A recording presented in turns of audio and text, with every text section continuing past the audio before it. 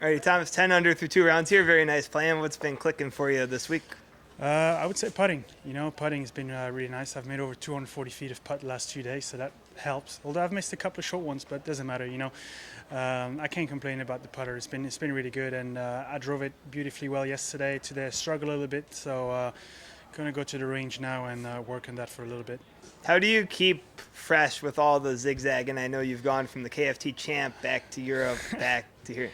It's a good question. I don't even know myself. I try to rest a lot. I had tendency to do lots of workouts, and I've took it down a little bit. Try to mostly rest. Eat healthy, sleep a lot, and that's all I really can do. But it's true. I've been traveling a lot. I mean, played the Cornfield Tour Finals last few weeks. Went back for London, for Wentworth, the BMW PGA Wentworth, and came back for the Fortnite. Luckily, I had a week off last week, so I was able to recharge a little bit. But yeah, I'm feeling refreshed now. It's good. What do you think inspired you to go play the Fortnite the week after the BMW, just with all that golf in a row?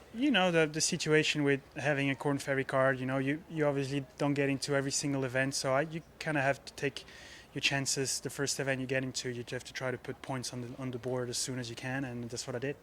And when did you decide to play the Cornfield Finals? When did that get added to your schedule? I was qualified for it last year. I didn't go. I regretted it. And this year I was in between going and not going, and I made a really last-minute decision to go, and it paid off. Were there conversations with your team about that decision? Yeah, I mean, we with my caddy and with my team, we were like, maybe focus on Europe, try to win in Europe, focus on the DP World. Let's get a win. Let's be as high as we can on the race to Dubai. And then, there was a few factors coming in, the change in the world ranking system and all these things that made it a bit more complicated. And I was fully ready to come out here and give it a good try.